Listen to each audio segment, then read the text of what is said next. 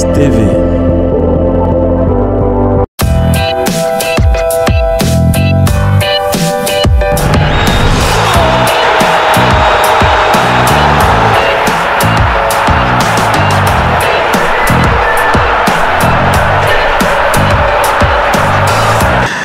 Merci de nous faire confiance, vous êtes sur GFMS TV et vous écoutez Écho de la CAN, puisqu'on est en pleine CAN au Cameroun et qu'on vibre au rythme du football africain. Donc on sera là pour vous servir et vous donner tout ce qu'il y a comme information du côté du Cameroun. On est très bien calé et très bien représenté. Mais on va parler dans cette édition de la conférence de presse ou du point de presse, si vous voulez, du président de la Fédération camerounaise de football, Samuel Eto'o, suite à plusieurs sujets liés, n'est-ce pas, au déroulement de la Coupe d'Afrique des Nations du côté du Cameroun. Trop de polémiques liées aux fiabilités des tests Covid, n'est-ce pas? Et puis on va aborder d'autres sujets, notamment les préparations des quarts de finale des équipes qui sont donc déjà dans leurs différents sites. La Gambie a rejoint Douala où elle va affronter les Lions indomptables du Cameroun samedi prochain. Et du côté du Nord, Cameroun au Agaroua, c'est, n'est-ce pas, l'équipe burkinabé, les étalons qui se sont donc rendus là-bas. Vous verrez en image l'arrivée des étalons du Burkina Faso à Garoua. Ils vont affronter, n'est-ce pas, les Aigles de Carthage de Tunisie. Beaucoup d'informations vont meubler, n'est-ce pas, le contenu de cette émission d'Écho de la CAN. Mais vous pouvez rester, vous devrez rester parce qu'il y a du lourd bien après. Restez scotchés, abonnez-vous sur YouTube Info, Instagram ou Facebook parce que nous devons agrandir la communauté et vous apporter un peu plus d'informations sportives. Je vais respirer juste et je reviens derrière. GFMS TV. Voilà, avant de commencer cette édition de Sport Matin, je vais d'ailleurs revenir sur ce qui se passe entre le public ivoirien et le public camerounais. Je dirais que le sport reste le sport, il y a du fair play, on n'a pas besoin d'entrer dans ces allégations. Voilà, on doit tout simplement se soutenir, les deux pays sont frères et c'est le football africain qui prime. Donc il peut y avoir des dérapages, mais après on revient à des meilleurs sentiments, on oublie et on évite, n'est-ce pas, de suivre certaines voies, certaines personnes parce que on doit rester dans le cadre sportif. Donc j'ai pris, n'est-ce pas, le public camerounais, le public ivoirien à faire beaucoup plus preuve de compréhension, de sportivité, de fair play et de revenir à des meilleurs sentiments. N'oublions pas que beaucoup de liens, n'est-ce pas, nous unissent et que nous sommes appelés à vivre ensemble aujourd'hui, demain et toujours. Alors, nous on va, Stéphane, aborder le sujet de la Coupe d'Afrique des Nations avec, n'est-ce pas, cette note du président de la Fédération camerounaise de football qui a fait un point de presse du côté de Yaoundé. Il a donné, n'est-ce pas, des éclaircissements sur certains points concernant le déroulement de la Coupe d'Afrique des Nations Cameroun 2022 qui subit plusieurs critiques et acharnements. D'abord, un mot de condoléance a été adressé à l'endroit des familles endeuillées de l'incident du stade de Djapoma qui a causé 8 morts et une trentaine de blessés. Donc Samuel Eto'o, que vous allez suivre dans les secondes ou les quelques instants qui suivent, a été assez clair sur certains propos. National et international. Permettez-moi tout d'abord de vous remercier d'avoir accepté au pied levé l'invitation de la Fédération camerounaise de football. Je sais combien vos agendas sont contraints. Les événements de ces dernières heures nous poussent à nous exprimer pour clarifier des faits non fondés, malheureusement relayés par la presse. Mais avant toute chose, je voudrais exprimer ici, au nom de mes collègues du comité exécutif et de toute la grande famille du football, les condoléances les plus attristées de la FECAFOOT, à la suite de la bousculade mortelle qui a eu lieu hier à l'une des entrées du stade d'Olombe. Dans ce point de presse, dont le président de la Fédération camerounaise de football, Samuel Eto'o, est revenu sur le match Cameroun-Comores qui a fait couler beaucoup d'encre et de salive suite à la présence d'un joueur de champ. Voilà, un latéral gauche, un latéral droit, je ne sais pas trop, mais c'est un joueur de champ, un défenseur dans les buts comoriens. Et puis, on a parlé de plusieurs cas de Covid déclarés côté comorien. Permettez-moi d'en venir au deuxième pan de ce point de presse. Il concerne tout ce qui se dit autour du match opposant le Cameroun aux Comores. Le Cameroun s'est qualifié en venant au bout des Comores sur le score de 2-1.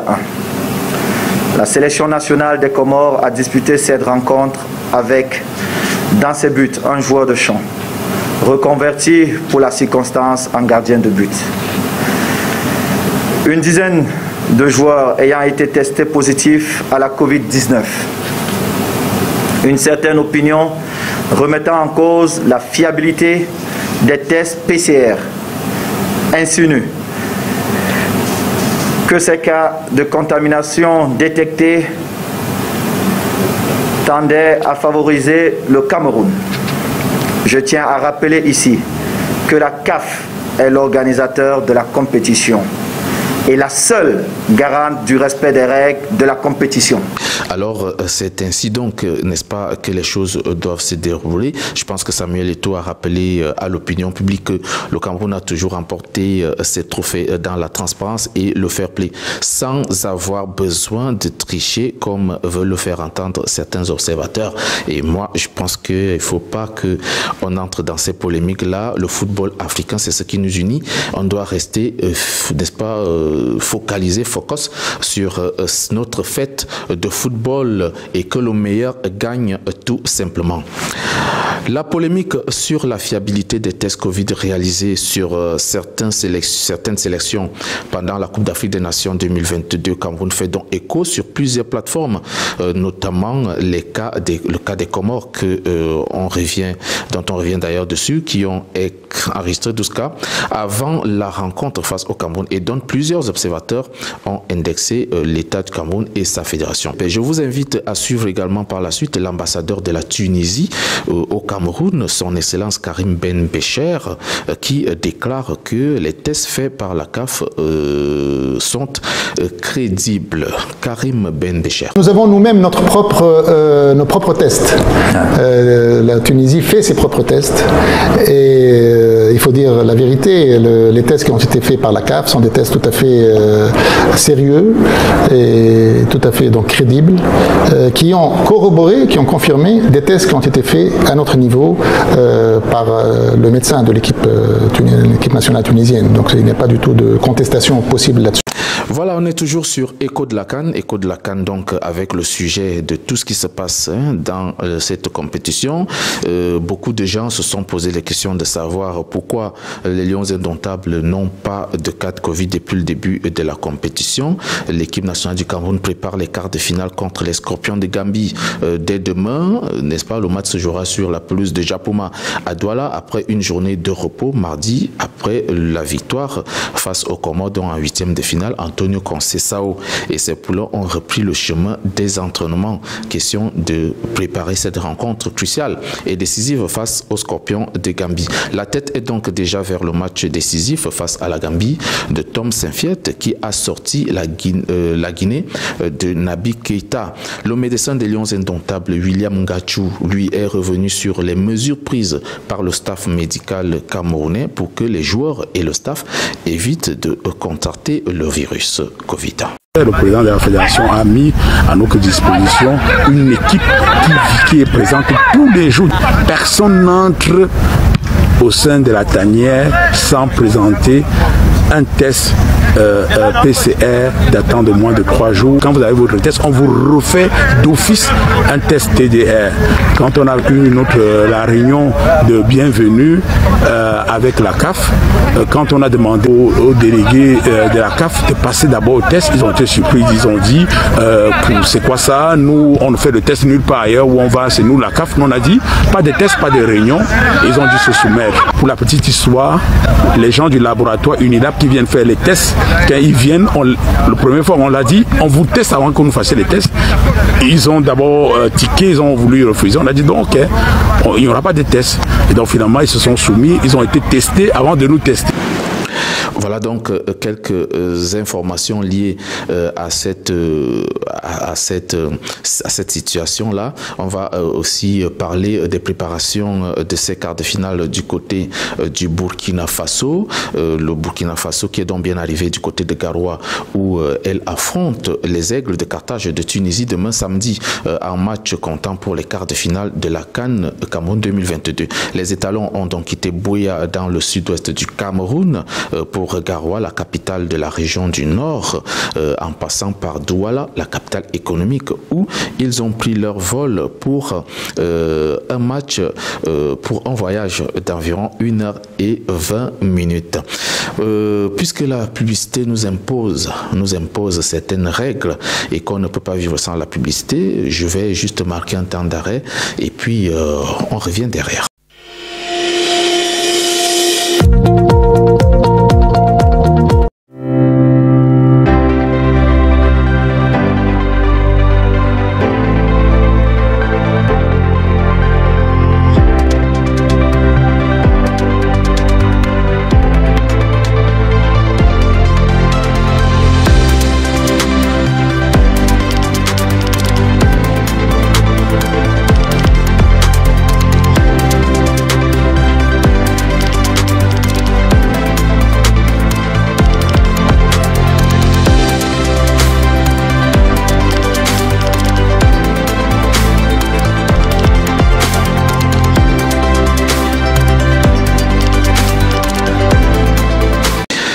Alors, de son côté, les Aigles de Carthage de Tunisie préparent intensement ce match face au Burkina Faso avec des séances d'entraînement observées à Garoua.